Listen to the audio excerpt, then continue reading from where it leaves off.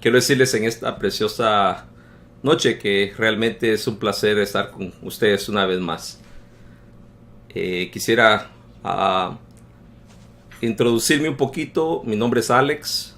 Alex Herrera, soy profesor de la Facultad de Teología de Montebello. Y la razón por qué quiero introducirme es porque tal vez algunos no me conocen.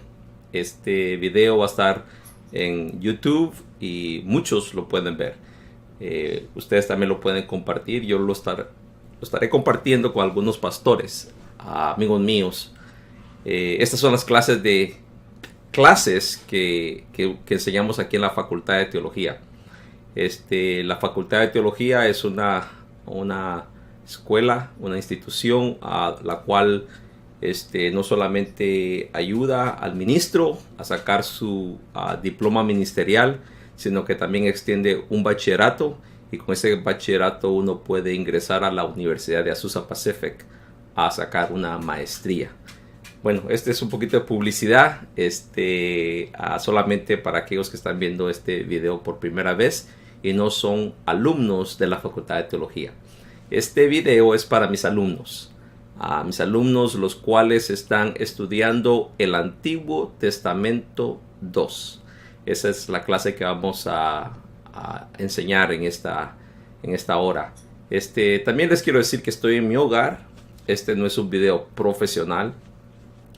Prácticamente en estas fechas estaré viajando a Roma y quería dejarles la clase grabada a los estudiantes.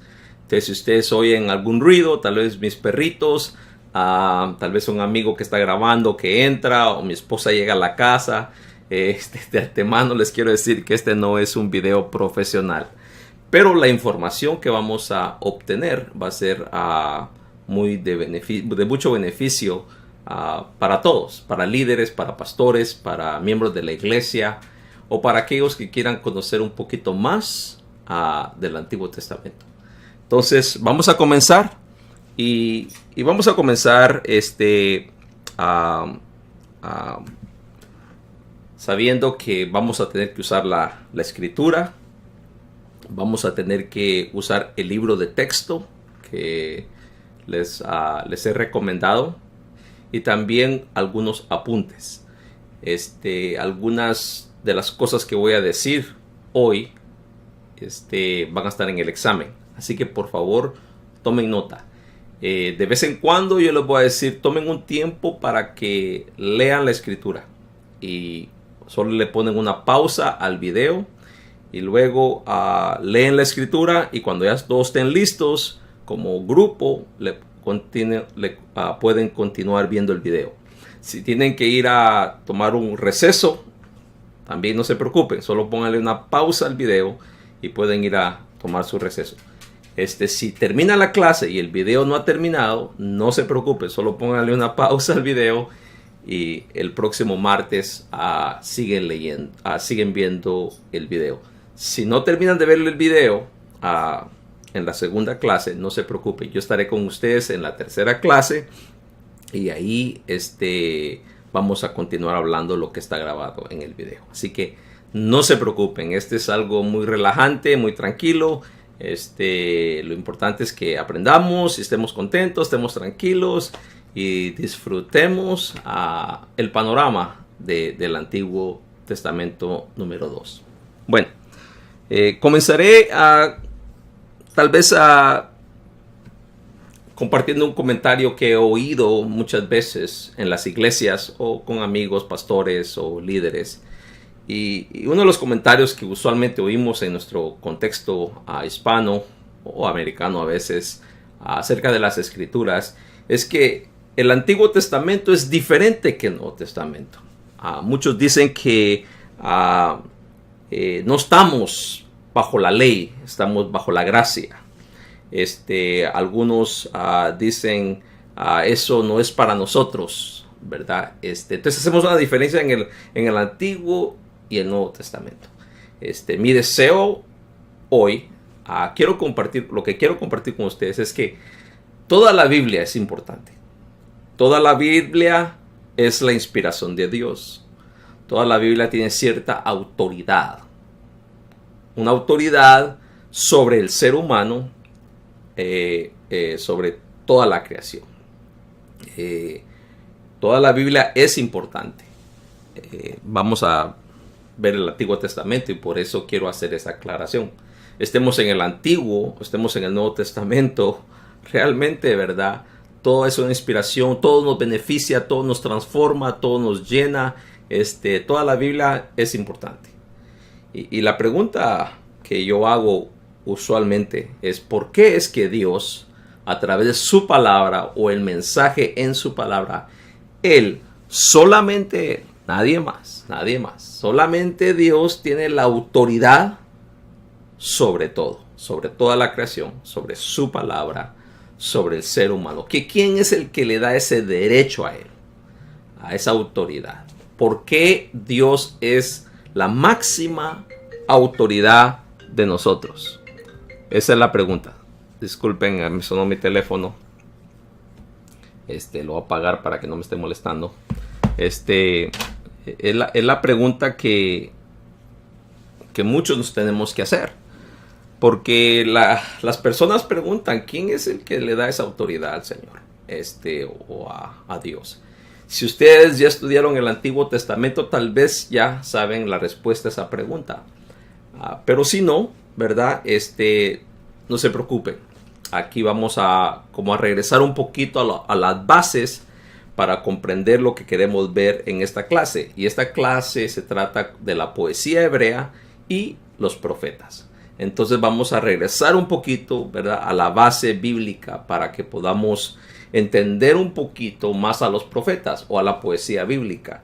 El profeta hablaba y la gente temblaba, ¿verdad? O sea, tenía cierta autoridad. Y no que el profeta era el que tenía la autoridad, sino el mensaje que el profeta estaba transmitiendo era el que tenía el poder, la autoridad sobre lo que se estaba diciendo.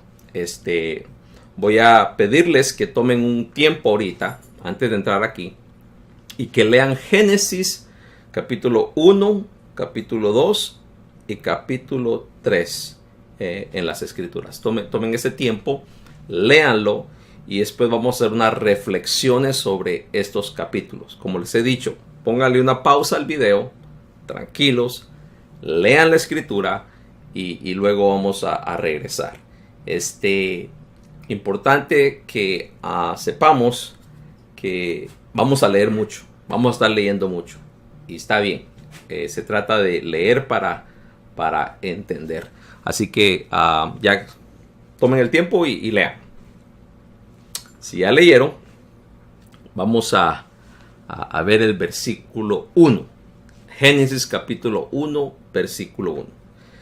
Yo sé que todos se saben esto de memoria, este texto. En el principio creó Dios los cielos y la tierra. El autor de Génesis nos dice que el creador de todas las cosas es Dios. Entonces, aquí, sencillamente con esta introducción al libro de Génesis, nos está diciendo a nosotros que Él es dueño, de que Él es amo, de que Él es Señor de todas las cosas. Entonces, como cristianos o como evangélicos o protestantes, como bautistas, luteranos, ¿verdad?, como religiosos, creemos esto. Creemos que Él fue el creador de todas las cosas. Ahora, si yo fuera ateo, claro, no lo viera a Él como la máxima autoridad, porque no creo en Dios. O fuera agnóstico, no funciona. Esto es para el religioso, para aquel que tiene la fe en Dios. Entonces aquí, ¿verdad?, al religioso, a ti y a mí, nos dice que el creador de todas las cosas, Él es el amo, Él es Señor, es Dios. Entonces, aquí empezamos a conocer un poquito, y esto solo es una introducción, empezamos a conocer un poquito quién le da, o cómo es que Dios obtiene o tiene esa autoridad sobre nosotros. Entonces, empieza la autoridad, pero después, ¿verdad?, nos dice un poquito más de Él. Dice, en el versículo 2. Y la tierra estaba, primera palabra negativa que aparece aquí en Génesis es desordenada. Primera palabra negativa. Segunda palabra negativa dice y vacía. Él creó una tierra que no tenía forma. No que estaba ordenada, después estaba desordenada, sino que no tenía forma. Y estaba vacía, no había árboles, no habían ríos, no había montañas, estaba comentada. Y estaba oscura, dice, estaba desordenada, vacía, y las tinieblas estaban sobre la faz del abismo. Y dice ahí, bien claro, que en medio de este desorden, en medio de esto vacío y en medio de esta oscuridad, estaba el Espíritu de Dios. El versículo 3 al que quiero llegar. Y dice, y dijo Dios, sea la luz. Y fue la luz. Entonces, quiero que veamos algo aquí. Aquí hay una palabra que usamos en teología. Se las voy a deletrear y apúntenla, porque esta palabra, va a estar en el examen. Esta palabra es ex nihilo. Es E-X-N-I-H-I-L-O.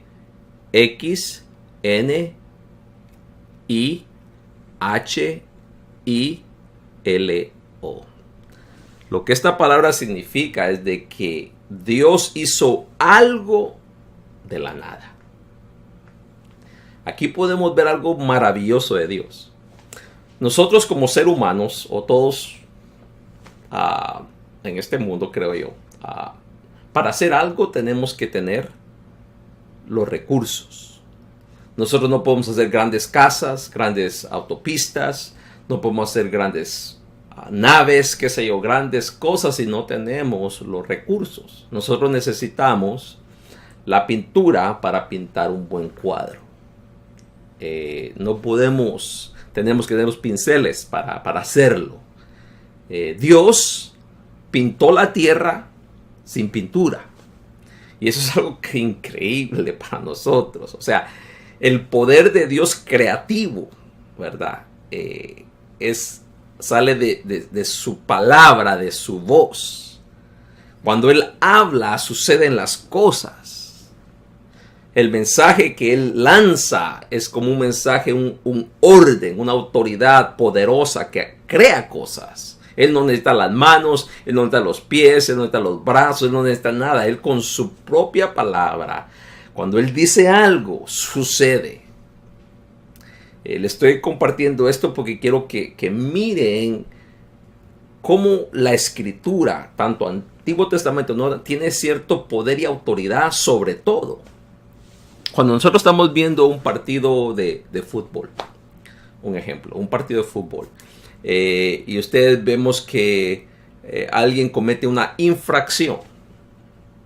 Ustedes y yo, que somos el público, podemos gritar. Y gritar a todo, con toda fuerza, decir, está mal, no fue así, cometió un error, y podemos argumentar y pelear y tanta cosa. Pero si el referí no dice que el jugador está mal, nada sucede. El referí es el que tiene esa autoridad para hacer un cambio del partido. Le da tarjeta roja, tarjeta amarilla o va para afuera. Es el referí que da esa orden, y él tiene esa autoridad y ese poder para hacer que ese jugador, aunque sea el mejor jugador de todo el equipo o de toda la liga o qué sé yo, salga para afuera o se vaya afuera, lo elimine. Y algo así estamos viendo aquí, que nosotros no tenemos autoridad absoluta. El que tiene toda la autoridad, todo el señorío en su palabra, en el Antiguo Testamento y el Nuevo Testamento, es Dios. Entonces a mí me encanta esta parte teológica del libro de Génesis, y podemos profundizar un poquito más, pero me encanta saber de que lo que Dios ha hecho en la tierra, lo que ha hecho con nosotros, la forma que fuimos creados, es algo maravilloso, algo perfecto, algo lindo que podemos apreciar todos los días. Para mí eso es apreciar su palabra, apreciar sus pensamientos, su corazón, sus deseos, porque todo está en las Escrituras. Me dio gusto hace años, muchos años atrás, oír a un pastor a compartir con su congregación en este siglo, no estamos hablando de siglos atrás, pero en estos tiempos, con su congregación, el libro de Levítico. Es un libro que está muerto para nosotros en nuestras congregaciones. Tal vez tomamos uno o dos versículos para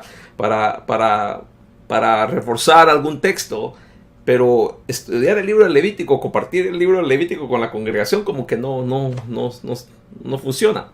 Pero este pastor, de alguna manera u otra, se inspiró, trató de sacar principios, valores que pueden ayudarnos hoy a través del libro de Levítico.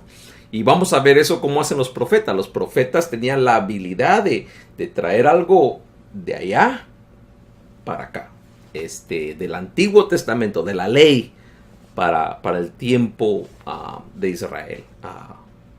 Ahí quería compartir eso con ustedes, ¿verdad? Es algo así al lado, pero aquí podemos ver un poquito, ¿verdad? De dónde Dios agarra esa autoridad. Y esa autoridad que estamos viendo sobre las Escrituras, sea antiguo y todo, esa autoridad ha sido respetada y honrada por todos los autores de la Biblia. No hay uno solo que diga, no, eso no vale, o eso era para otros. No. Todos, aún Jesucristo en su caminar, ¿verdad? Cuando él hablaba, él citaba el Antiguo Testamento constantemente. O sea, los profetas, la ley. Ustedes saben la historia. Jesús, ¿verdad? Era alguien que siempre estaba marcando, hablando y enseñando del Antiguo Testamento. Él no tenía un Nuevo Testamento. Él estaba completamente, ¿verdad?, recordándoles la escritura del pasado. En Juan capítulo 5, versículo 39 dice: escudriñar las escrituras, porque a vosotros os parece que en ellas tenéis la vida eterna. Y son las escrituras, dice él, las que dan testimonio de mí. O sea, bien importante. ¿Cómo eso, a veces me pongo a pensar, cómo eso era importante para ellos, pero no importante para nosotros? Si le está diciendo, ahí también en la escritura van a encontrar la vida eterna, van a encontrar la luz, la guianza, la inspiración. En la voz de los profetas, en la voz de los patriarcas, en el libro de Jueces, en el libro de Amós, Oseas, en el libro de Génesis, hay tanta riqueza ahí que yo creo que la hemos perdido. Usualmente enseñamos el Nuevo Testamento porque es más fácil de entender. Pero aquí le dicen, vayan y escudriñen, examinen, profundicen el Antiguo Testamento. Y yo creo que eso es lo que nos hace falta. Y por eso yo siempre doy gracias a la Facultad de Teología, porque nos inspira a realmente indagar, a buscar esos tesoros escondidos en el Antiguo Testamento. Y por eso me encanta esta clase. Pero él dice, ahí van a encontrar la vida. No solo la vida para vivir, sino la vida eterna. Pero también dice, si me quieren conocer a mí, un poquito mejor, si quieren saber quién soy yo, vayan al Antiguo Testamento. Y si queremos conocer más de Cristo, siempre creemos y deseamos ser discípulos de Él, vernos como Él se ve, actuar como Él actúa, pensar como Él pensó. Y Él dice, hay un secreto, el secreto está en el Antiguo Testamento, porque el Antiguo Testamento les va a decir a quién soy yo. Es lo primero que quiero comunicar. Ahora, no solamente tienen esa autoridad sobre nosotros o sobre toda la tierra, la máxima autoridad proviene de Dios. Es Dios en su palabra. Lo segundo es que esa autoridad tiene un poder transformativo. Cambian las cosas. Por eso les di la ilustración del referí. No solamente tiene la autoridad para expulsar a un jugador, sino transformar todo el ambiente. Entonces la palabra del Señor no solamente tiene autoridad sobre el ser humano, sino tiene el poder de transformarlo. Y eso es importante, porque no es una palabra que tiene autoridad para informarnos solamente, porque información hay. Uno hoy en día va al internet y se puede informar de todas las cosas, pero transformación es lo que estamos buscando. O sea, el poder autoritario, pero el poder transformativo de la palabra del Señor. Entonces, cualquier texto que miremos, sea el Antiguo Testamento, y lo busquemos y reconozcamos esa autoridad, esos textos va a tener el poder para transformarnos. Entonces, no solamente para enseñarnos y pasar esa información a otros. Hoy en América, la gente oye sermón tras sermón, tras sermón, tras sermón, y ustedes lo saben. Pero no se recuerdan qué sermones han oído. Es más, cuando un pastor le dice a su congregación, ¿de qué hablé la semana pasada? No se acuerdan. Y a veces en el púlpito traemos mucha información, buena información, y solamente estamos informando, pero la palabra no está transformando. Y la palabra del Señor tiene poder para informar, pero para transformar. Y cuando estudiemos los profetas, vamos a ver cómo el pueblo era transformado a través del mensaje del profeta, no solamente informado. Dice que el pueblo a veces lloraba, a veces se arrepentían, a veces hay tantas cosas que vamos a ver cómo ese mensaje, ¿verdad? Puede no solamente informarnos, sino transformarnos. Y esto nos va a ayudar a nosotros cuando estemos enseñando. Algunos de ustedes están enseñando en un grupo de hogar, otros en escuela dominical, otros están evangelizando, otros estamos, ¿verdad? Simplemente teniendo devocionales, tratando de conocer más las escrituras, otros estamos predicando, qué sé yo, no sé. Pero la idea aquí es de que la escritura, el Antiguo Testamento, no tenga el poder en mi vida para transformarme, y no solamente a mí, sino a otros también. Dice 2 Timoteo capítulo 3, versículos 16 y 17. Toda. Eso es importante, por eso me gusta, porque no escojo qué y qué no. Dice toda. Ya estoy hablando como toda, así como, sí. Estoy aprendiendo un poquito de italiano, por eso tal vez ahorita me salió así como toda. Pero bueno, toda la escritura es inspirada por Dios. Fíjense bien. Vamos a parar ahí. Toda la escritura, ¿por qué? Porque les quiero decir, lo importante es la escritura, el mensaje de la escritura, no el mensajero. Esto es bien importante. Tomen nota de eso. Y vamos a ver que Dios usa a cualquier persona, cualquier individuo en cualquier época para hablar. Me gusta lo que dice este texto en 2 de Corintios, apúntelo, capítulo 4, versículo 7. Dice, pero tenemos este tesoro en vasos de barro, para que la excelencia del poder sea de Dios. ¿Y qué? Y no de nosotros. ¿Qué tesoro tenemos? A ver, ahí en la clase, ¿cuál es el tesoro más grande que tenemos dentro de nuestro corazón? Que es un tesoro que está en este vaso de barro. Vaso de barro, lógico, ¿verdad? El precio más alto está en el tesoro, no en el vaso, lo que contenemos. Entonces ahí se está refiriendo, no sé si ustedes ya contestaron ahí o no, pero se está refiriendo al Evangelio, la Escritura, la palabra de Dios, desde el comienzo hasta el fin, el plan de salvación para el ser humano, la justicia de Dios, el amor de Dios. Ese es el tesoro más grande que tenemos en nuestros corazones. Y lo valioso en nosotros no somos nosotros, sino el Evangelio, el mensaje que está dentro de nosotros, que hemos oído y que hemos aceptado y que ahora lo queremos comunicar. Entonces, aquí, ¿verdad? Quería hacer un énfasis en eso, porque Dios ha inspirado al hombre para que transmita este mensaje. Y eso es lo que contiene valor. Entonces, cuando leemos toda la Escritura, estamos hablando del Evangelio de Dios, el plan de salvación. El mensaje de Dios es inspirada por Dios, útil para enseñar, ¿verdad? Y la enseñanza está en el cambio, para redarguir, para corregir, para instruir, no en la justicia humana, sino en la justicia de Dios. Y ese es otro, podemos hablar de eso toda la noche, ¿verdad? ¿Qué es la justicia de Dios? No mi justicia, sino la justicia de Dios. En la tierra no hay justicia, no puede haber justicia. La ley es ciega.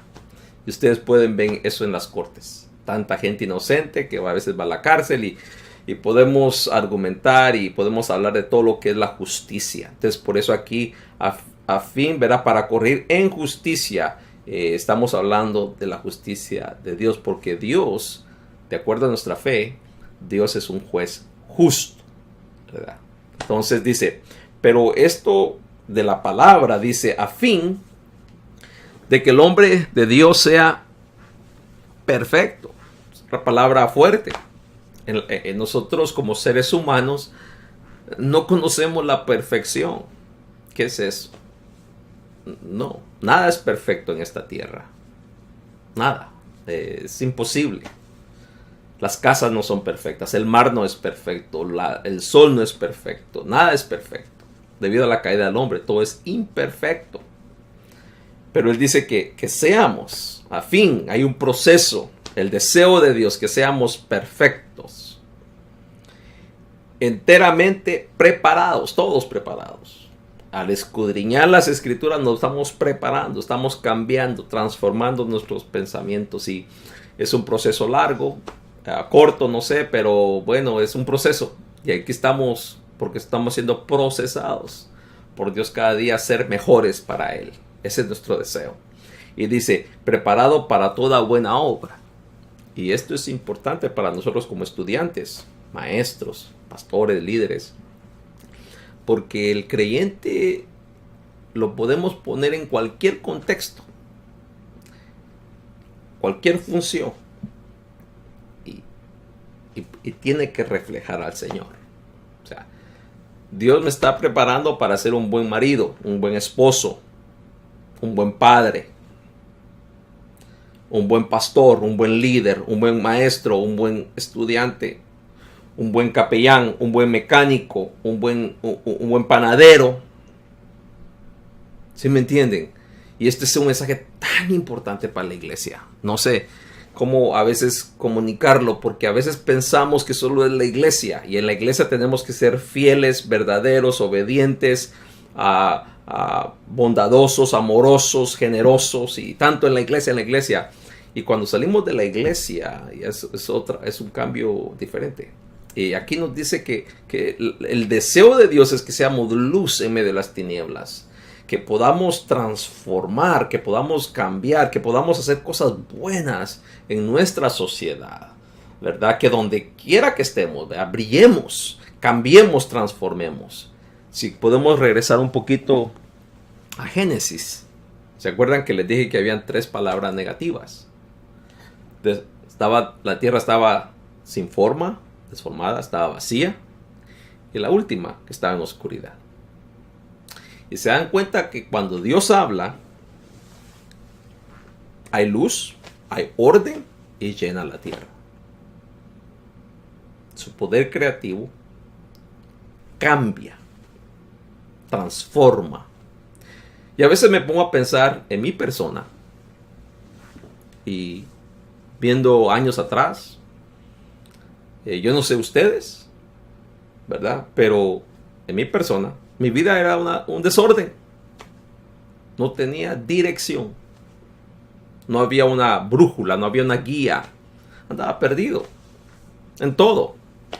Mi mente, mi corazón, irresponsable, qué sé yo. Y les puedo contar tantas cosas. Pero ves cómo Dios, ustedes saben cómo Dios viene y empieza como a darnos dirección. Mi vida estaba vacía, ¿verdad? No había nada que me llenara, las fiestas o lo que sea, que más y más y más y más, los lujos, tantas cosas, el dinero, qué sé yo. Siempre quería más y más, nunca estaba lleno, nunca estaba satisfecho, nunca estaba tranquilo, siempre no había paz en mi corazón, siempre quería algo más. Y viene Dios y llena el corazón de alegría, de gozo, de paz, y es algo increíble, ¿verdad? Pero lo mismo, tinieblas, realmente no podía ver mis errores. Se trataba de qué es beneficio para mí, no qué es beneficio para los otros. Prácticamente estaba ciego. No solamente era un hombre desordenado, un hombre vacío, sino un hombre ciego. Y el poder de Dios a través de su palabra viene y comienza una transformación increíble, increíble, ¿verdad? Solo con el poder de su palabra. Entonces, aquí es lo que está hablando Pablo. Pablo le está diciendo, ¿saben qué? No solamente tiene autoridad, sino tiene un poder transformador. Y eso vamos a estar estudiando en los profetas, cómo ese poder transformador estaba en Israel, cómo los profetas, no solamente anunciaban, pero el anuncio tenía cierto poder, autoridad y transformaba reyes, transformaba a príncipes, transformaba a naciones. Es algo increíble y eso lo vamos a ver. Entonces podemos ver que la escritura tiene autoridad y tiene poder transformativo, como lo dice Pablo en el libro de Timoteo. Ahora, quería decirles que uno de los grandes apóstoles, Pablo, se reconoce como es el autor de casi todo el Nuevo Testamento. Y para muchos, para mí, Pablo es el apóstol, ¿verdad? No miramos a Juan, sí miramos a Juan, Santiago, pero Pablo, ¿verdad? Su doctrina, su enseñanza, tantas cosas de Pablo. Y una de las razones por qué Pablo resalta en el Antiguo Testamento o se mira más es porque Pablo tenía la habilidad, y esta habilidad de Dios, de ver una historia, la ley, de ver la tradición judía, ver todas esas cosas del Antiguo Testamento, el templo, la adoración, el pecado, todas esas cosas, todos esos puntos doctrinales o todas esas enseñanzas de la escritura en el Antiguo y traerlas a una nueva luz del Nuevo Testamento. Entonces, ¿verdad? Aquí vemos, tal vez yo podría decirles un secreto. Para entender mejor el Nuevo Testamento, tenemos que conocer más del Antiguo Testamento. En Filipenses capítulo 3, versículo 4, si abren sus Biblias, Filipenses capítulo 3, versículo 4 y versículos 5 y 6, vamos a leerlo. Yo creo que esto ya lo conocen ustedes, pero solo quiero hacer un énfasis, ¿verdad? Como Pablo conocía las Escrituras. Búsquenlo, y ya que lo tengan, pónganle pausa, pero si no lo tienen todavía, pero si ya lo tienen, sigamos. Entonces dice, y esto lo leemos juntos, ¿verdad? Dice Pablo, si alguno piensa que tiene de qué confiar en la carne, yo más, dice, circuncidado al 8º día, del linaje de Israel, de la tribu de Benjamín, hebreo de hebreos, en cuanto a la ley, fariseo, en cuanto a celo, perseguidor de la iglesia, en cuanto a la justicia que es en la ley, irreprensible.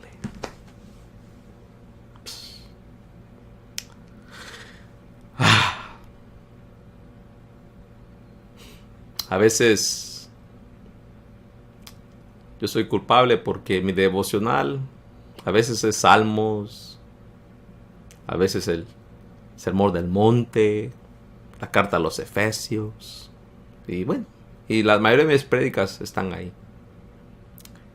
Es raro que voy al Antiguo Testamento y trato de entender un poquito más. Pablo dice, toda mi vida toda mi vida ha sido dedicada a las Escrituras. Y por eso para mí es fácil poder proyectarlo de diferente manera. Para muchos era difícil porque no conocía las Escrituras. ¿Y cuánta necesidad hay en el pueblo de Dios que aprendamos el Antiguo Testamento? Hay tanta necesidad. El discipulado, a veces los discipulados son pasajes sencillos de la Biblia, como cuando Jesús hizo algunos milagros, cuando Jesús resucitó, que todo eso está bien, no creo que está algo malo. La educación a los niños es historias sencillas, ¿verdad? Lo más sencillo posible, porque son niños. Pero hay una gran necesidad hoy de conocer el Antiguo Testamento, de conocer más. Nunca lo vamos a dejar de conocer todo, pero sí hay una necesidad. Que los maestros, los estudiantes, podamos empezar a valorar más esa riqueza en el Antiguo Testamento. Bueno, quisiera que tomaran un tiempo y que lean. Y aquí vamos a ver cómo Pablo tenía la capacidad de traer algo de allá acá, del Antiguo al Nuevo Testamento. Van a leer la caída del hombre. Ya la leyeron en Génesis, pero ahora la van a leer en Romanos capítulo 5. Van a leer la universalidad del pecado, y lo van a leer en Romanos capítulo 3. Ya lo vieron en Génesis. Van a leer la justificación por medio de la fe, que está en Romanos capítulo 1, capítulo 4 y capítulo 10. Entonces leyeron Génesis. Entonces ustedes van a ver cómo Pablo. Van a leer Gálatas capítulo 3 y capítulo 4, que habla acerca de Agar, la salvación para los gentiles. Y van a ver Romanos capítulo 11, la salvación para Israel. Entonces son varios capítulos. Van a tomar un tiempo, pero no se preocupen. Aquí estamos todos para leer, para aprender, para reflexionar y pidiéndole a Dios que nos ilumine para ver cómo Pablo está escribiendo algo, parece algo nuevo, pero prácticamente no es nuevo. Esto ya pasó, ya sucedió. Ahora está tratando de enfocarlo de una nueva manera, que prácticamente era lo más difícil, ¿verdad? A la iglesia primitiva estaba tratando de entender cuáles principios, cuáles valores, cuál era la nueva doctrina, qué tenían que hacer, qué no tenían que hacer, cómo podían agradar a Jesús, cómo podrían ser buenos discípulos. Estaban apenas comenzando y diciendo, ¿cómo le vamos a hacer a esto? ¿Verdad? ¿Qué es lo que necesitamos aprender? ¿Qué es lo que no necesitamos aprender? Entonces Pablo, ¿verdad? Tiene la habilidad de traerlo de allá para acá. Pueden leer también el libro de Hebreos, capítulo 9, capítulo 11, tantas, Pedro, ¿verdad? La epístola de Pedro, Apocalipsis. Para entenderlo mejor hay que estudiar el Antiguo Testamento. Bueno, entonces hay más, pero tomen su tiempo. Pónganle una pausa al video, tomen unos 30, 40 minutos, no sé, para poder ver cómo estas doctrinas, estos puntos doctrinales fueron sacados, no del Nuevo Testamento, sino del Antiguo Testamento. Bueno, déjenme ver aquí qué más tengo. Le dice Pablo a Timoteo, 2 Timoteo capítulo 3, versículo 14, dice: pero persiste tú en lo que has aprendido. O sea, lo que aprendió Timoteo no fue en el Nuevo Testamento, sino fue en el Antiguo Testamento. Dice, mantente ahí. Y te persuadiste, cambiaste de manera de pensar. Dice, sabiendo de quién has aprendido y que desde la niñez has sabido las Sagradas Escrituras. Las Sagradas Escrituras del Antiguo Testamento, las cuales te pueden hacer sabio para salvación por la fe que es en Cristo Jesús. Entonces, ahí está el consejo. Ese consejo fue para Timoteo y ese consejo es para ti y es para mí, para profesores, para congregaciones. aprender las escrituras, no solamente las nuevas, sino las antiguas. Bueno, espero que esto les haya servido. Tal vez es algo muy como un disco rayado, ¿verdad? Pero sí quiero hacer un énfasis de que tenemos que estudiar un poquito más profecía, profetas, poesía hebrea. Y bueno, si no han estudiado el Pentateuco, hay que estudiarlo y hay que amarlo, porque esto nos va a dar una nueva perspectiva, nos va a ayudar a entender un poquito más el plan divino de Dios para todos nosotros. Bueno, vamos a tomar una pausa. Déjenme ver aquí mis notas rapidito. Hay 4 palabras que les quiero enseñar, pero déjenme tomar un poquito de café, que tengo mi cafecito aquí. Hay 4 palabras que quiero compartir con ustedes. La primera es la palabra de revelación, porque vamos a estar estudiando los profetas, pues tenemos que ver esas palabras. La segunda palabra es inspiración. La tercera palabra es escripturación. Y la cuarta palabra es iluminación. Entonces, estas 4 palabras se las voy a presentar de una manera bien sencilla de estudiar o de conocer. Tal vez ustedes algunos ya la saben. Pero si apuntan estas palabras y van a un diccionario teológico, las pueden estudiar a profundidad. Entonces, la primera, ¿verdad? La primera es importante porque es revelación. Mucha gente dice, Dios me reveló, pastor. Dios me reveló. Entonces, la revelación consiste, ¿verdad? La revelación consiste es cuando Dios enseña su palabra, su corazón, su verdad a alguien. Nosotros no la conocemos, no sabemos cuál es la voluntad de Dios, no sabemos qué piensa Dios, qué quiere Dios. No hemos sabido. Él es el que deseó revelarse a nosotros. O sea, si Él no se revela, no aprendemos nada. Él es el que decide revelarse. Y Él se ha revelado ya a través de toda la Escritura. Si queremos conocer a Dios bien, leamos la Escritura. O sea, ya todo está revelado. Todo. El plan de Dios, el deseo de Dios, la voluntad de Dios, qué va a hacer Dios, ya está todo. Dice, yo soy el alfa y el omega, ya me revelé completa. Ya no hay nueva revelación, todo está revelado. Y cuando decimos, Dios me reveló, no, ya está revelado. Dios no te ha revelado nada, eso ya está en la Escritura. Entonces, si queremos conocer a Dios, tenemos que leer la Escritura, escudriñar la Escritura. Entonces, esa es la primera palabra. La segunda, ¿verdad?, es inspiración. La inspiración es cuando el individuo, Dios le revela su palabra, su voluntad, Dios le revela su carácter y el individuo es inspirado para comunicar esa verdad, ese deseo, esa voluntad. Entonces nosotros cuando leemos la palabra, aprendemos de Dios, conocemos más a Dios. Ahí está escrito, está en español, o sea, no está en otro idioma, está bien claro. Entonces ahora somos inspirados a comunicar esa verdad. Entonces ahorita viene lo que llamamos la inspiración. En el Antiguo Testamento Dios se revela a los profetas y los profetas son inspirados para comunicar esta verdad. Luego viene escripturación. Algunos no solamente fueron movidos para hablar y comunicar esa verdad, ¿verdad?, sino fueron movidos para escribir esta verdad. Entonces por eso tenemos, ¿verdad?, la Escritura escrita y por eso la podemos leer. Entonces no todos los que hablaron escribieron y no todos los que escribieron hablaron.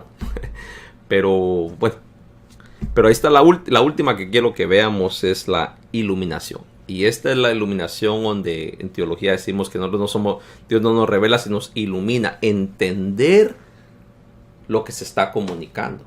Entonces esto es importante porque Dios nos tiene que iluminar cuando alguien está hablando. Cuando el profeta hablaba, Dios iluminaba al pueblo para que pudiera recibir ese mensaje.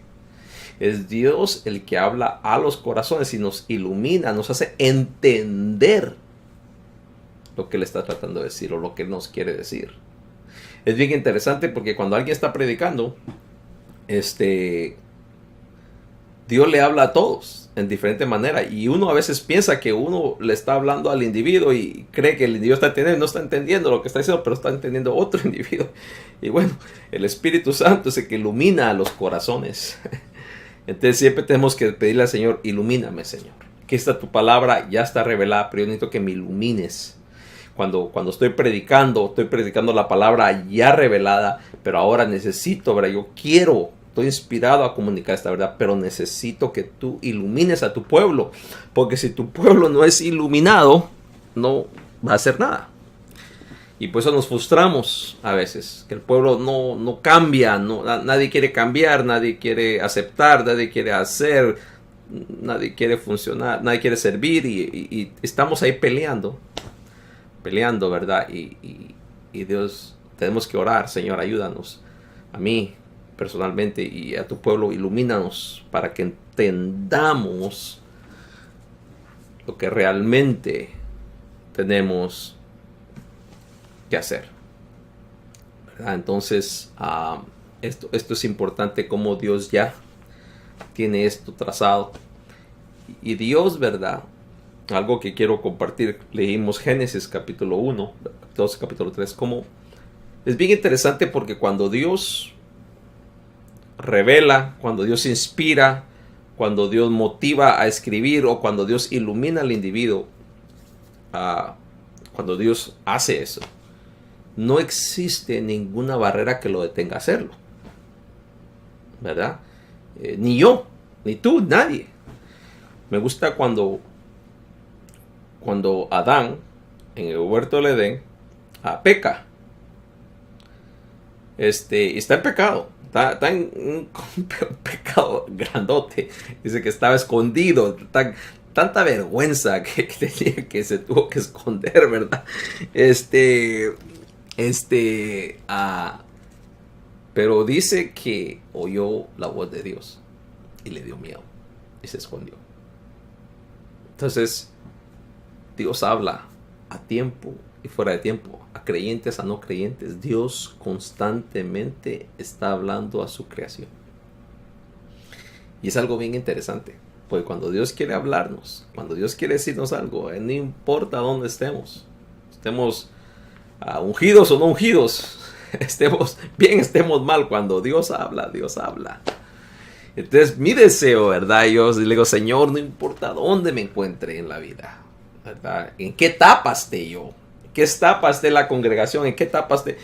Háblanos, ilumínanos, revélate, trae tu palabra, muéstranos, ¿verdad? Cuando uso la palabra revelación, ¿verdad? Estoy hablando que nos ilumine y nos muestre, ¿verdad? No importa dónde estemos, y eso es importante para nosotros, que nunca dejemos de oír la voz de Dios. Entonces, quería comunicarles eso, que Dios, ¿verdad? Israel estaba bien desviado, le siguió hablando, siguió tratando con ellos. Los profetas a veces cometían grandes errores, pero Dios seguía hablándoles. ¿Y cómo es eso que Dios no nos ha dejado de hablar? Nos sigue hablando constantemente. Ahora, que no queramos oír es otra cosa, pero Dios está hablando a través de las iglesias, a través de los grupos, a través de las escuelas bíblicas. Dios está hablando, y si no tenemos tiempo, ese es otro problema aparte, ¿verdad? Otro tiempo, no tenemos tiempo. Y hoy quiero darles, ¿verdad? Ya les di 4 palabras, pero quiero estas 4 palabras, apúntenlas bien, estudienlas, porque van a venir en el examen. Pero aquí les quiero dar otra, la palabra revelación. Quiero entrar un poquito más en detalle y quiero que lean Romanos capítulo 1. Tomen el tiempo, pónganle una pausa, lean Romanos capítulo 1. Porque voy a hablar de la revelación general, revelación especial y la revelación progresiva. Entonces, ponen la pausa y vamos a ver esto.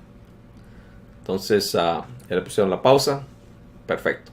Entonces, ahora, en Romanos capítulo 1, vemos que Dios ah, le está hablando al judío, al pueblo judío, y le está diciendo que lo invisible de él se hace claramente visible.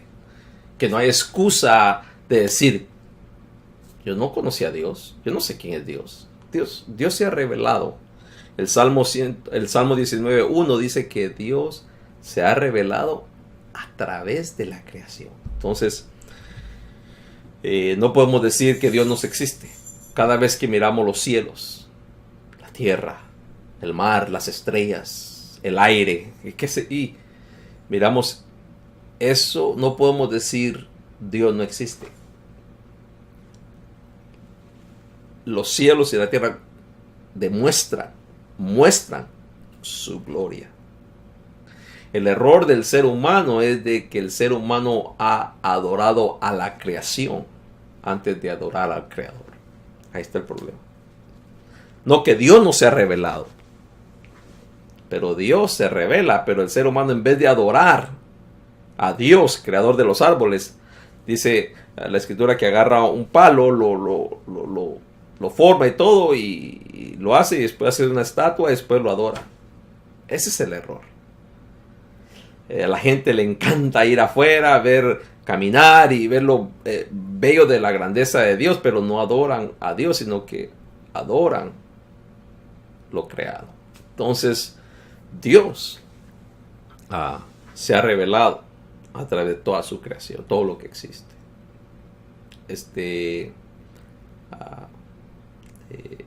Dice en el libro de Romanos que no hay excusa.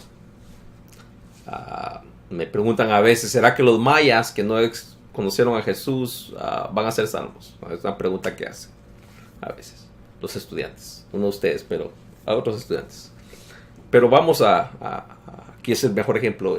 Dios se reveló, pero en vez de adorarle al creador de la lluvia, creador del sol, creador de la tierra, adoraron a la creación. Lo mismo pasó con Egipto.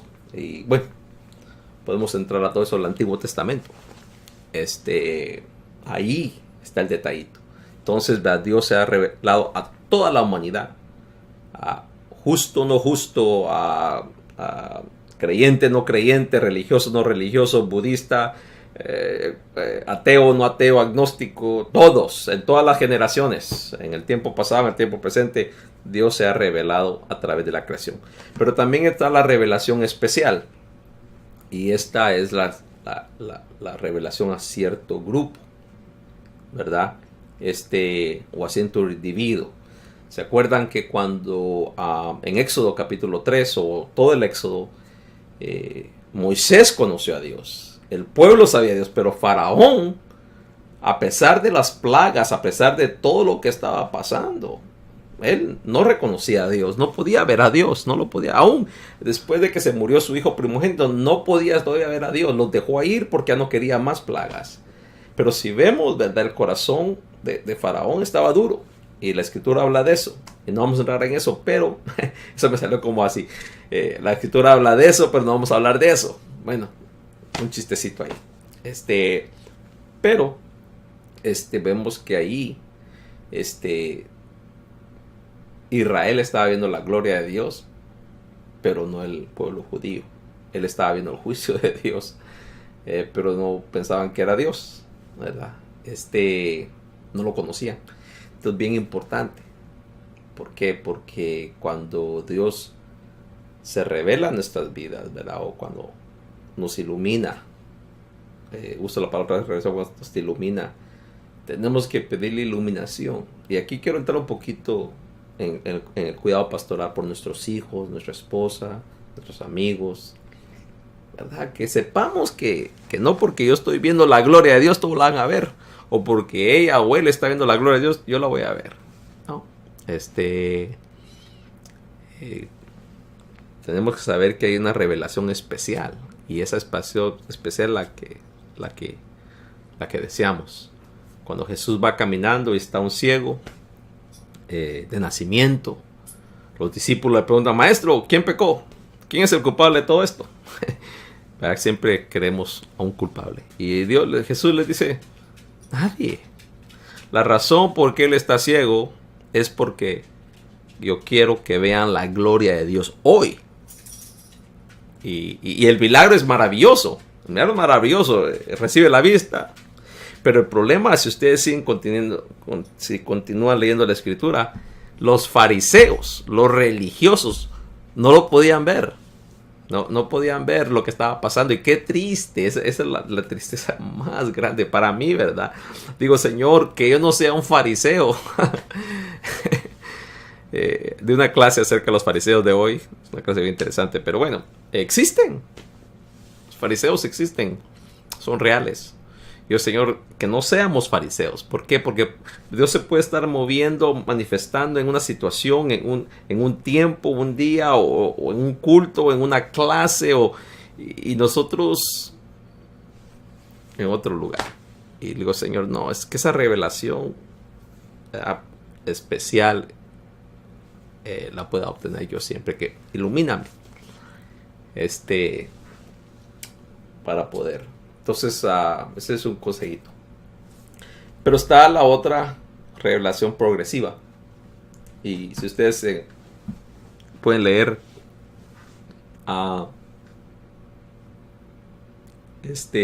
Génesis capítulo 12.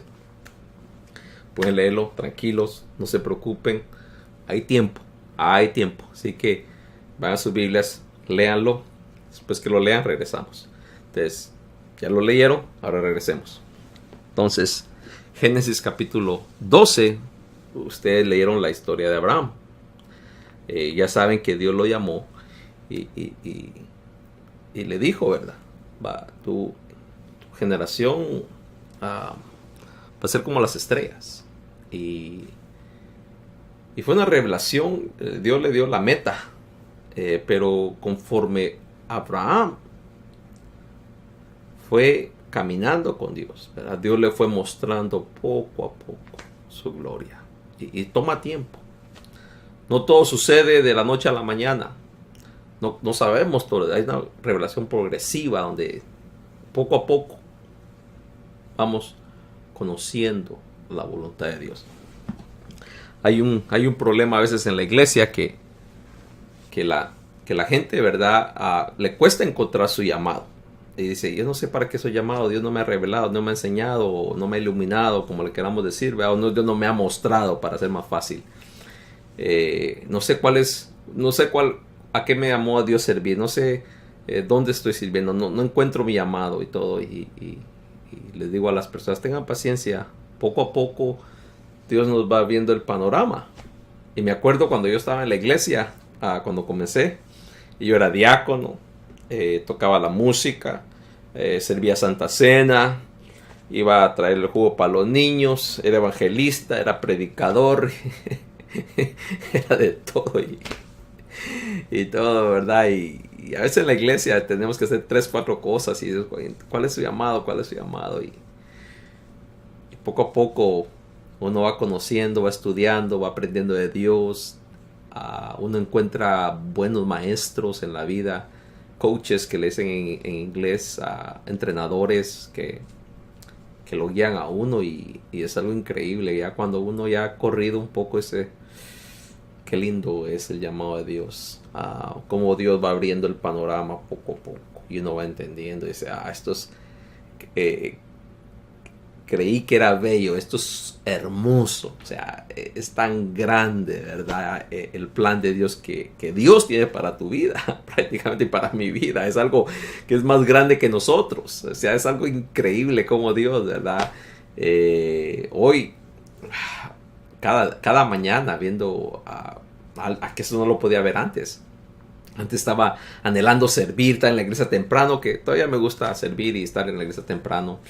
Estar seguro que la gente esté bien y aprender un poquito de Dios y bueno, esas cosas, sentir el Espíritu Santo, el servicio que esté bueno y todo eso es muy, muy hermoso, pero poco a poco ahora es diferente, es algo, empezar el día y empezar conociendo un poquito más mi amado y digo, Señor, gracias por abrirme un poquito más el panorama de lo que tú tienes para mi vida. Y espero, Dios, que ustedes como estudiantes cada vez que estén aquí en la escuela, en la Facultad de Teología, que para los que no, este no es un comercial, pero para los que no son parte de la facultad, que ingresen, que llamen la Facultad de Teología en Montebello. Y aquí poco a poco van a ir conociendo van a ver un panorama de su llamado un poquito más amplio,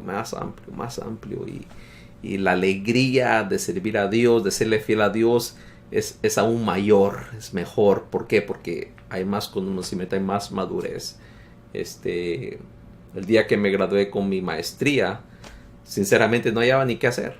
Con una maestría en divinidad enfrente de mí, arduo trabajo y todo, y me sentí como, ¿y ahora qué hago? ¿Y ahora qué hago? Y los primeros 3 meses como, ¿y para qué este título? ¿Para qué esta maestría? ¿Para qué el hebreo? ¿Para qué tanta cosa ética? ¿Y para qué? Si en la iglesia ni lo podía usar. La iglesia no podía usar la maestría porque no, la gente que señala algo básico. Y como después 4 meses, 5 meses, ahora miro y digo, se puede hacer tanto con una maestría. No hay tiempo. No hay tiempo para hacer todo lo que Dios quiere. Es demasiado. Es algo, es como se le abre el mundo a uno. Y es lo que Dios quiere de nosotros. Dios dice, id a ser discípulos, no solamente a Montebello, no solamente a Baldwin Park, no solamente a Victorville, a todas las naciones. El mundo es increíble. Quiero inspirarlos. No los quiero aburrir, los quiero inspirar. Así que, bueno, quería darles esto. En conclusión, sencillo, Dios se ha revelado a través de toda la escritura, para que nosotros, ¿verdad? Podamos, recibamos esa inspiración, esa iluminación, y podamos presentar de una manera más extensa la voluntad de Dios para el ser humano. No solo se trata del libro Apocalipsis, no solo se trata de el Evangelio de Juan, que decimos que es para la iglesia, y la iglesia tiene que empezar por ahí. No se trata de solo enseñar lo que yo quiero, lo que creo que es conveniente para el nuevo discípulo, sino es prácticamente compartir todo el plan perfecto de Dios para nuestras vidas, que es un plan no de destrucción, sino de redención, no de juicio, sino de salvación. Hay juicio, pero dice la escritura que el mundo ya está condenado. Yo no he venido, dice Jesús, para condenarlos, sino para salvarlos. Y es lo que la gente necesita hoy. Hoy la gente necesita salvación. Termino con esto. Me acuerdo cuando íbamos a evangelizar y lo primero que le decíamos a la gente, que Cristo ya venía, que el juicio de Dios estaba a la puerta, que si no aceptaban a Jesús, prácticamente se iban a ir al infierno. Y una vez me acuerdo que entré a un hogar y la familia estaba en mucha decadencia de todos los aspectos, drogas, pobreza, lo que ustedes se puedan imaginar. Y le dije al Señor, al Señor que estaba, me abrió la puerta, y platicando con él le dije acerca de que si no aceptaba a Cristo, después de nuestra conversación por un tiempo, que se iba a ir al infierno por su manera de vivir. Y la respuesta de él me dijo, yo estoy en el infierno. Y cuando me dijo eso, me puse a pensar, de verdad, este es un infierno, que tal vez yo no lo conozco ni lo entiendo, pero ahí fue donde empecé yo a pensar, estamos en un mundo pecaminoso, un mundo que se ha destruido, que se está destruyendo, es un caos, no hay dirección, está desordenado, es un mundo vacío, es un mundo en oscuridad.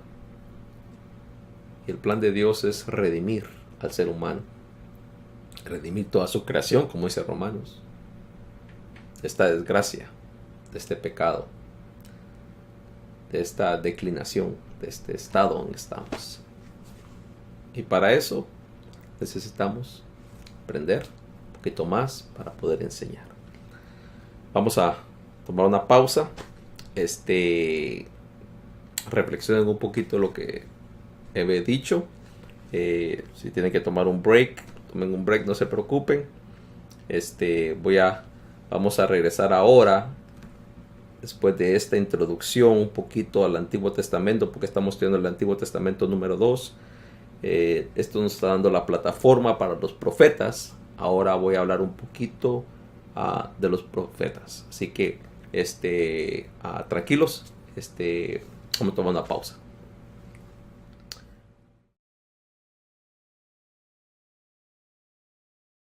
We're back. Estamos de regreso. Tengo un amigo que está grabando y por eso tiene que ponerlo en pausa y toda la cosa. Así que, como les he dicho, no es un video profesional, ¿verdad? Pero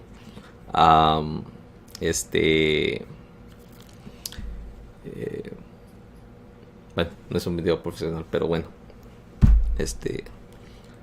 La primera clase, ¿verdad? Más que todo era como una pequeña introducción de la autoridad del Antiguo Testamento para poder entender un poquito más a los profetas.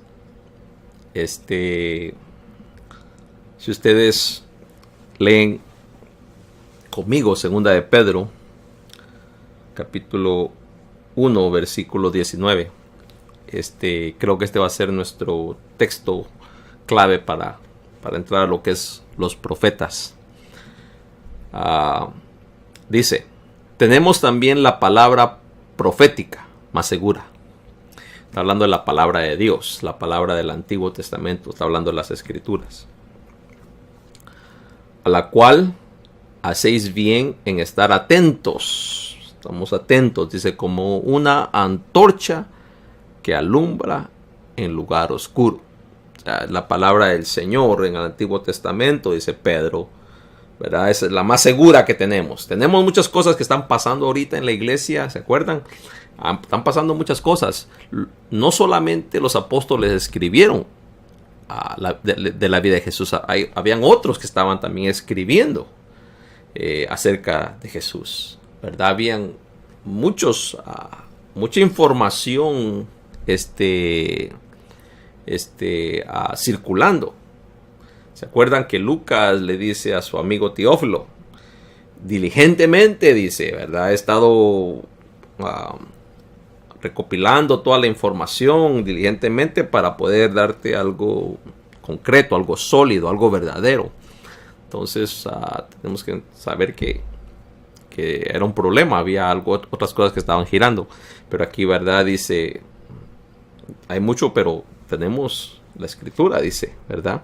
Dice, hasta que el día esclarezca y el lucero de la mañana salga en vuestros corazones, sean iluminados. Aquí está el versículo 20, que es importante. Dice, entendiendo primero esto, que ninguna profecía de la Escritura es de interpretación privada, porque ninguna de la profecía fue traída por voluntad humana, sino que los santos hombres de Dios hablaron siendo inspirados por el Espíritu Santo. Okay. Y esto es importante para entender un poquito los profetas y lo que es profecía. Vamos a empezar un poquito con esto. Solo quiero vamos a hablar todo lo que es profecía y el carácter de los profetas y el mensaje de los profetas y el contexto, la historia, la cultura. Vamos a hablar de todo eso, pero vamos a empezar despacio. Lo que me gusta bien de este texto es el versículo 20. Dice, entendiendo lo más primordial, primeramente esto, que ninguna profecía de la Escritura es de interpretación privada. Entonces, cuando viajo a Honduras, una de las cosas que me piden, ¿verdad? Siempre es hablar de la profecía. Porque en Honduras, como en este país, hay profetas hasta para regalar. Profetas por todas partes aparecen, aún los jóvenes, los niños, todos están profetizando, profetas por todas partes. Y lo que me gusta aquí, ¿verdad? Que dice que la profecía, en este caso la palabra de Dios, el mensaje de Dios, no es para interpretación privada. O sea, no puedo decir yo, esto es lo que entiendo en la escritura y no me importa lo que todos piensen, esto es lo que Dios me ha dicho a mí y solo yo creo en esto y nadie más, y esta es mi convicción y no me importa lo que la gente piense. No. Pues ahí tenemos las herejías, los problemas. Yo sé que ustedes han oído de gente que interpreta la escritura a su manera, como ellos quieren, y aquí dice, no, se trabaja en conjunto, somos un cuerpo de Cristo. Si yo leo un capítulo, un versículo y entiendo algo de eso y no estoy seguro o es algo nuevo para mí, importante estar unidos como cuerpo de Cristo, los ancianos, los líderes, tratar de encontrar un verdadero significado. Por eso tenemos tantos problemas en las iglesias divididas. Todos estamos divididos. ¿Por qué? Porque este piensa de una manera, este piensa de otro. Dice iglesia evangélica, esta es iglesia evangélica, el arca de Dios, esta iglesia, la luz del cielo. Y están a la par. Pero uno entra y creen diferente. Y la gente se hace la pregunta, ¿y por qué no pueden estar de acuerdo? Bueno, porque hay cosas que estamos de desacuerdo. Y es un gran problema. Y bueno, en pocas palabras, ¿verdad? Miren, no lo sabemos todo. Poco a poco estamos aprendiendo. Y tenemos que ser muy humildes aquí. Muy humildes, ¿verdad? Saber que no lo sabemos todo, aún como profesores, como líderes. Estamos aprendiendo. Hay tantos significados, hay tantos puntos de vista, hay tantas cosas que hay que considerar, ¿verdad? Entonces, quería hacer un énfasis en eso porque cuando Dios nos muestra algo, cuando nos ilumina, cuando estamos aprendiendo, ¿verdad? No se trata de que yo sé más que todo, yo sé sí que es, o no. Tranquilos, tenemos que compartir este tesoro, esta iluminación, esta nueva noción que tenemos y tratar de entenderlo bien. Me acuerdo cuando Dios me llamó al ministerio, una de las cosas que yo sabía exactamente que Dios me había llamado a hacer algo en la iglesia local. Y yo ya lo sabía, yo estaba 100% seguro. Pero gracias a Dios, pues esos pastores que, ¿verdad?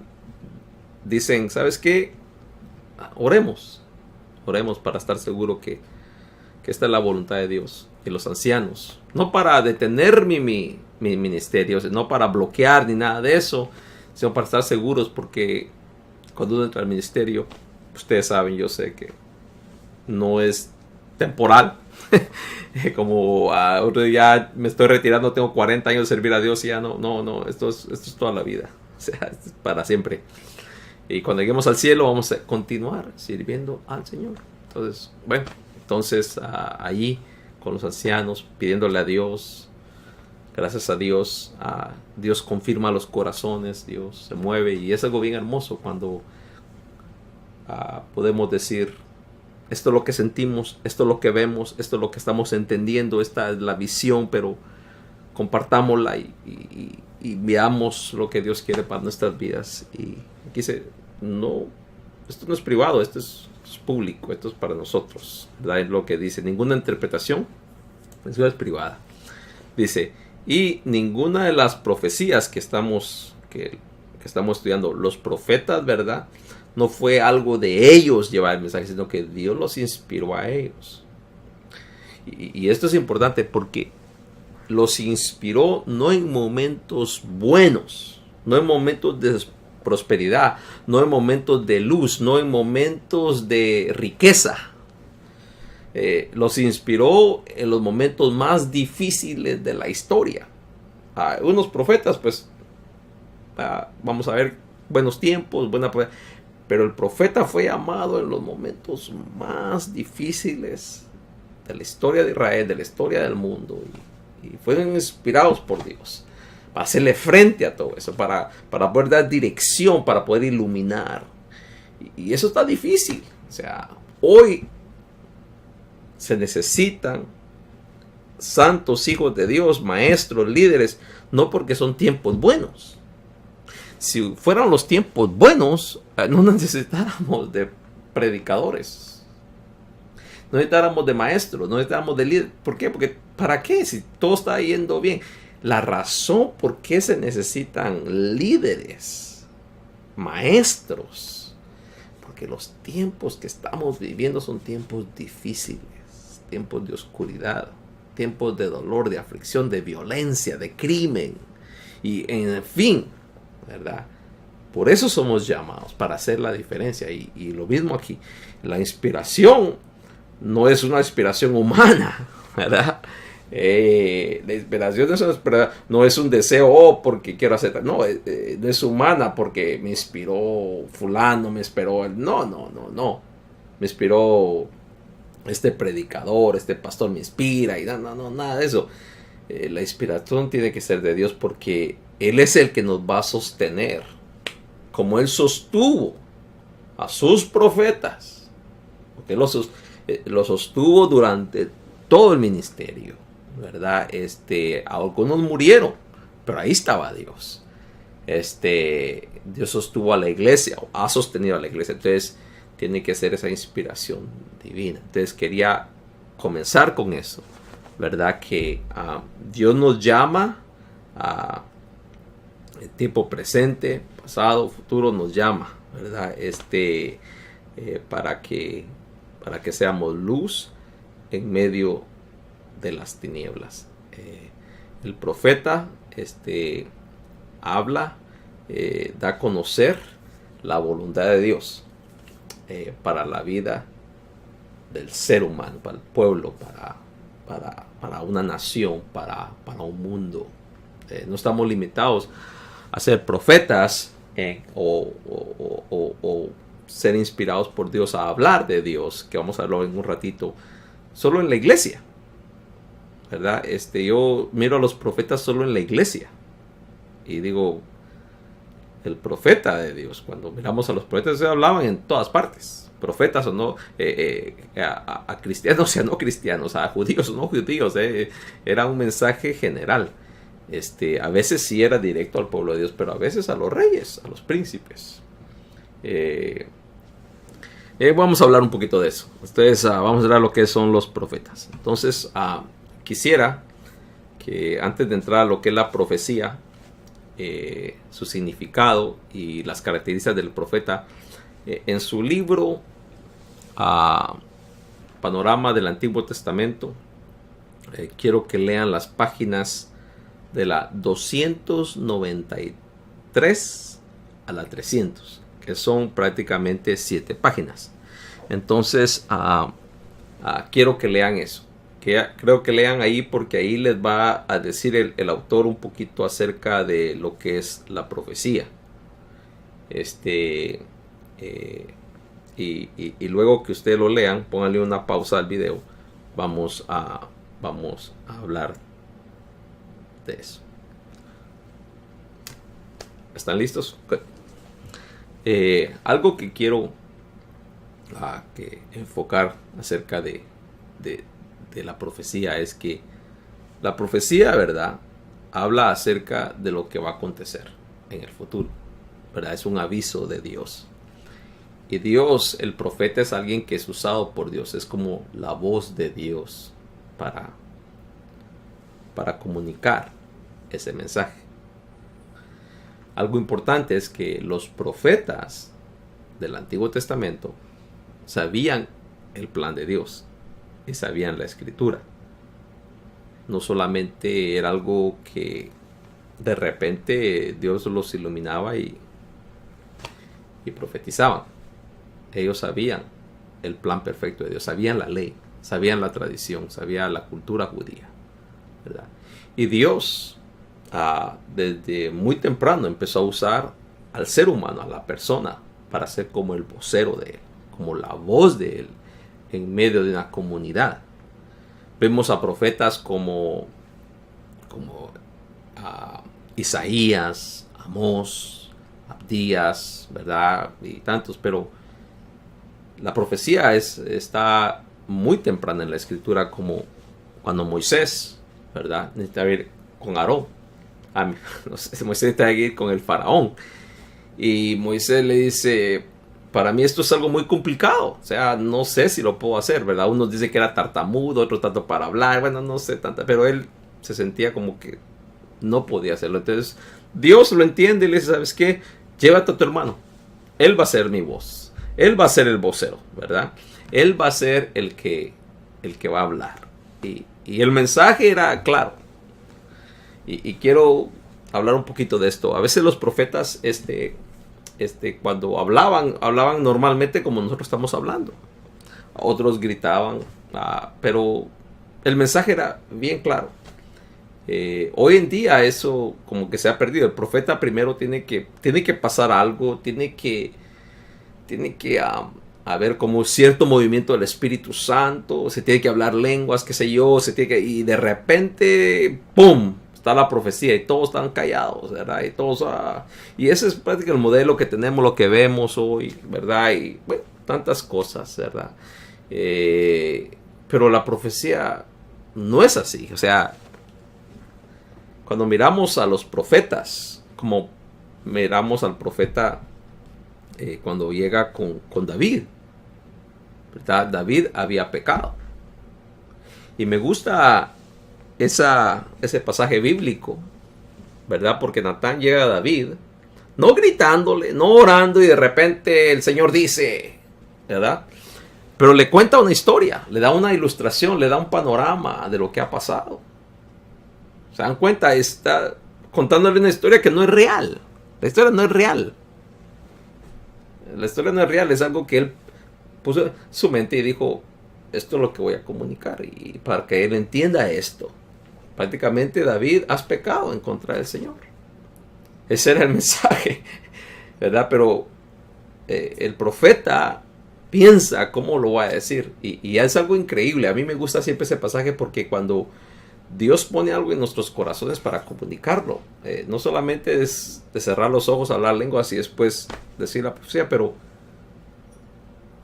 aquí, ¿verdad? Estamos tomando una función de profeta cuando estamos hablando a la congregación desde el púlpito, dando una lección, dando un mensaje. Los profesores estamos comunicando el mensaje de Dios para la gente y a veces lo hacemos con gritos, a veces lloramos en el púlpito, a veces le damos golpes al púlpito, pero no hay necesidad de eso. Cuando Dios nos habla, Dios es claro y cuando hablamos tenemos que ser claros con el pueblo.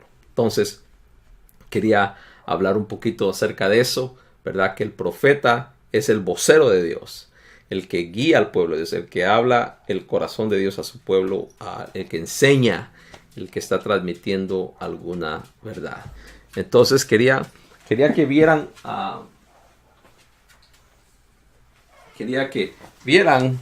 y que estudiaran y empezaran a buscar profetas, profetas que en el Antiguo Testamento ni tienen nombre, ni se les da nombre. La escuela de los profetas, y van a empezar a buscar que los grandes profetas no solamente fueron Isaías, hubieron otros, ¿verdad? Otros que hablaron, que Dios usó para hablar. O sea, Dios usó a tantas personas, en el tiempo de los jueces, en el tiempo de los reyes, en el tiempo de cautiverio. O sea, constantemente Dios está usando a personas, inspirando a personas para hacer cierto trabajo.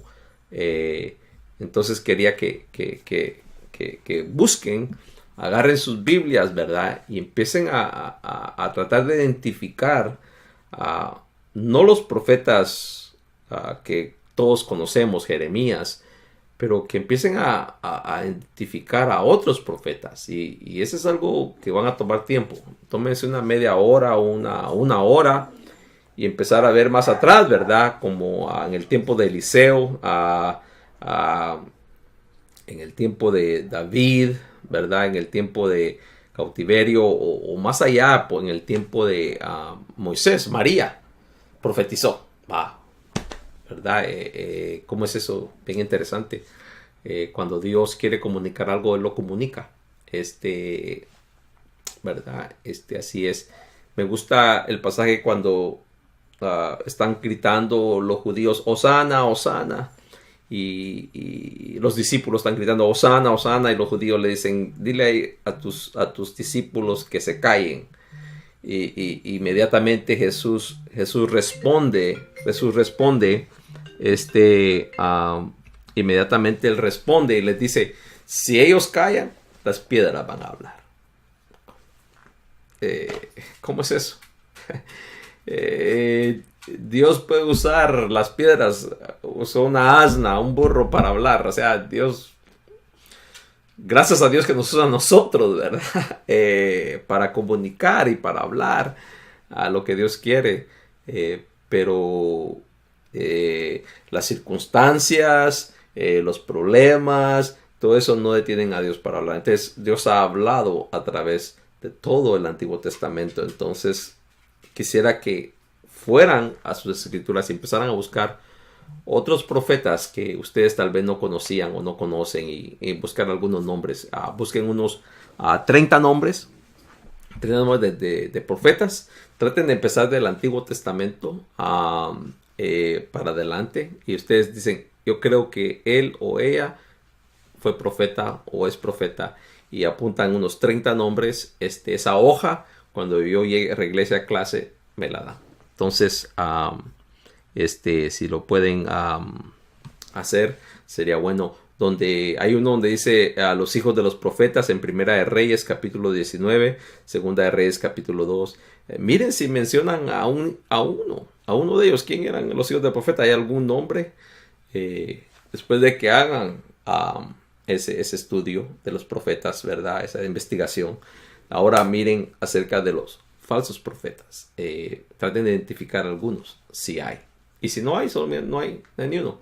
Pero traten de buscar. ¿Por qué? Porque ahora tenemos que entender que la profecía siempre ha estado buena o mala.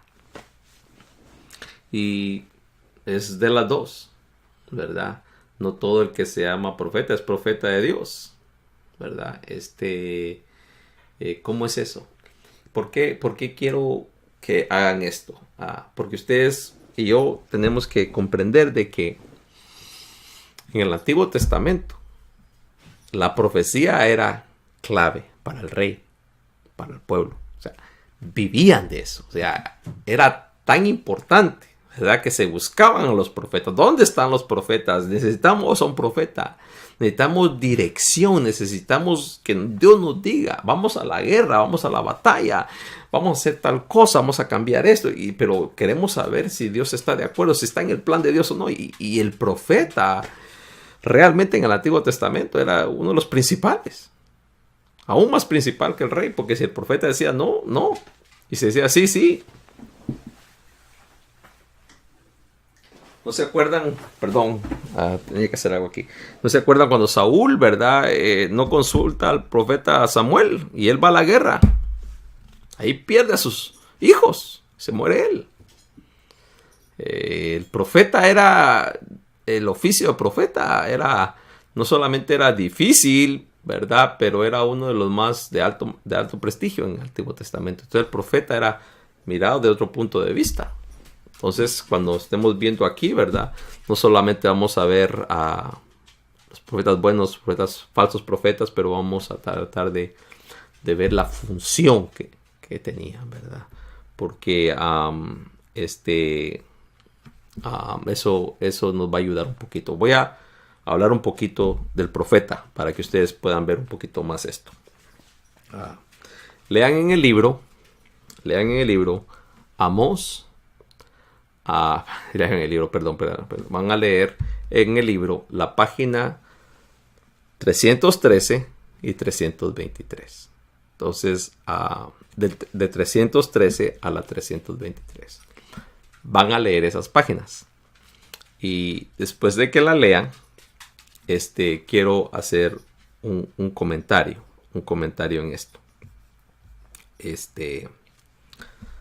Pónganle una pausa al video y léanla. Ya que la leyeron, ya que la tienen ahí, estas páginas, o el autor en el libro Un panorama del Antiguo Testamento, habla acerca del profeta Amós. Y nos dice muchas cosas de él, ¿verdad? Que son bien interesantes. Lo que quiero compartir con ustedes, el autor lo dice, pero no lo dice a fondo. Y esto es para que miremos un poquito el contexto del profeta. Sabemos que los profetas en el Antiguo Testamento eran importantísimos. El autor nos dice que Amós fue llamado. Ahora nos dice un poquito acerca de la condición social que se encontraba Israel en ese tiempo. Nos dice que era bajo el comando, bajo la orden de Jeroboam II. Nos dice que Amós les predicó, les enseñó, les dijo que estaban desviados. Pero lo más difícil de la función o del trabajo, del oficio de Amós como profeta es que cuando él estaba lanzando su mensaje de castigo para Israel por su soberbia, por su idolatría, por sus conductas, que todo el libro de Amós nos lo cuenta. Era un tiempo donde Israel estaba en una etapa de prosperidad. Todo les estaba yendo bien. Tenían el mejor ejército. Estaban en un tiempo de riqueza, de prosperidad. El templo, todos los sacrificios, todo estaba magnífico. Es más, ellos creían que Dios estaba cumpliendo su profecía cuando él dijo que iba a restaurar el trono de David. Cierto, después de David entró el rey Salomón y hubieron problemas, pero aquí es algo que está pasando y es algo que está surgiendo y una prosperidad casi increíble. La gente, los ricos estaban haciendo más ricos y era un tiempo de prosperidad y la pregunta es cómo alguien que está viendo un país o una vida de alguien que está en gran prosperidad va a decir, ¿sabes qué? Te va a ir mal. Te va a ir mal. Esto solo es un ratito. ¿Cómo podían aceptar ese mensaje tan negativo? Tenía una profecía dentro de la escritura que Dios los iba a bendecir, que iban a ser grandes, que el reino de David se había restaurado y bueno, tantas cosas. Pero aquí viene el profeta y dice, ¿saben qué? No. Todo esto se va a destruir. Y dar una profecía así no es fácil. No es fácil. Es más, Amós tuvo un problema que no le creía. No, tenía problemas con los otros profetas porque los otros estaban profetizando algo totalmente diferente. Y aquí viene un gran conflicto y lo más que todo, ¿verdad? El desafío para el profeta. Ese es lo más difícil, lo desafiante que es, ¿verdad? Traer un mensaje de Dios de esa manera a un pueblo que está siendo bendecido y prosperado. Y ese es el trabajo de Amós. Entonces, cuando miramos que Amós trae ese mensaje en un momento tan difícil, ¿verdad?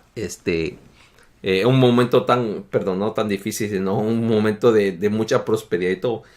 Vemos cómo Amós busca metáforas, busca ilustraciones, busca el pacto antiguo, busca mucha información para poder presentar algo creíble. Me gusta. Y el trabajo aquí es lo que yo quiero que ustedes miran, que lean el libro de Amós despacio, tranquilos, y empiecen a sacar todas las ilustraciones y las metáforas que él usa en su mensaje. O sea, las ilustraciones que él pone, los nombres, las metáforas, las imágenes que él proyecta. Y saquen una lista de ellas, ¿verdad? ¿Por qué? Porque no solamente se trata de llegar y decir, el Señor dice, viene la destrucción, arrepentidos y convertidos, porque el día del Señor está cerca. Eso No. Él tenía el mensaje de Dios en su corazón y Dios lo motiva a él para poder enseñar, poder guiar, poder exhortar, poder rearguir, ¿verdad? Al pueblo, no solamente a los sacerdotes, ¿verdad? No toda la nación. Entonces él tenía que buscar la manera como yo, como pastor, como profeta, que él dice que no es profeta, sino es pastor, pero bueno, pero ¿cómo voy a comunicar este mensaje? Y ese es el desafío más grande del profeta. ¿Cómo es que yo voy a poder decirles esto? Esto es, ¿verdad? Es la peor noticia. Como que estás a morir. Nadie quiere oír eso. Va a venir, Dios te va a castigar. Nadie quiere oír eso, ¿verdad? Especialmente si Dios lo está bendiciendo. Entonces, como él, ¿verdad? Empezó a buscar. Y no solamente eso, ¿verdad? Sino, ¿a quién? ¿Con quién voy a empezar? Porque aquí está toda la nación. Entonces, algo que no dice el autor, que él no se dirigió a los reyes. Bien interesante, porque no solamente tenía que buscar la forma de comunicar este mensaje, pero ¿a quién se lo voy a comunicar? ¿Y cuándo se lo voy a comunicar? O sea, eso es importante. El profeta, la responsabilidad del profeta era tan difícil porque no era que, hey, te vamos a invitar a predicar. ¡Ah, qué bueno! No, porque el profeta podría ser apedreado. Al profeta lo podían matar.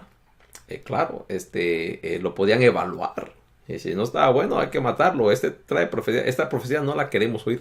Es más, cuando miramos en el Antiguo Testamento, habían reyes que mandaban a llamar a varios profetas, porque si le traía una buena noticia, a lo agarraban. Mala noticia, quítenmelo. Solo malas noticias trae. No estaban realmente buscando la voluntad de Dios. Entonces aquí vemos que la vida del profeta estaba, la reputación, su familia estaba en la línea.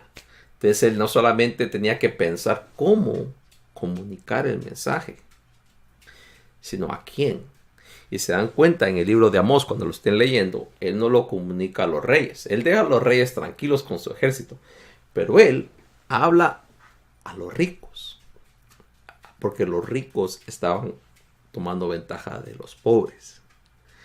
Entonces, ¿verdad? No se dirige a los reyes, sino se dirige a los que tenían mucho dinero. Y esto es bien interesante. Si lo traemos al día de hoy, no se dirige al presidente, por decirlo así, pero a aquellos que viven bien y que están tomando ventaja de los pobres. Entonces es bien interesante cómo él, ¿verdad? Enfoca su mensaje a ellos. Y por eso usa ese lenguaje, ¿verdad? Y se va también a la Corte Suprema. A la Corte, porque en la Corte es donde estaban tomando ventaja del pobre. Entonces, ahí empieza su mensaje. Ahí empieza, ¿verdad? Como él le pide a Dios esa sabiduría para no solamente comunicarlo, sino comunicarlo bien y dirigirlo. Comunicarlo y dirigirlo al grupo correcto. Entonces, esto nos puede ayudar a nosotros a ver que los profetas fueron llamados y Dios los llama, los inspira, les dice el mensaje, pero ahora depende de la creatividad, depende de nosotros cómo vamos a comunicar ese mensaje. Y esto es bien bonito porque Dios, ¿verdad?, nos pone algo en nuestro corazón, y aquí es donde lo contextualizamos a nuestro ministerio, ¿verdad? Dios pone algo en nuestro corazón, y solo porque Dios me lo puso no es que lo voy a ir a decir, ¿verdad?, sin filtro ni nada, sino que Dios pone algo en mi corazón y es donde yo tengo que ser sabio y decir, esto es lo que siento, esta es mi pasión, esto es lo que Dios quiere que hable. Entonces ahora lo quiero comunicar. ¿Cómo lo voy a comunicar? ¿Cómo voy a expresar? ¿Cómo voy a ayudar a la gente? Y aquí es donde viene un poquito, y lo vamos a ver en los profetas. Si ustedes no han tomado una clase de homilética o de hermenéutica, ¿verdad?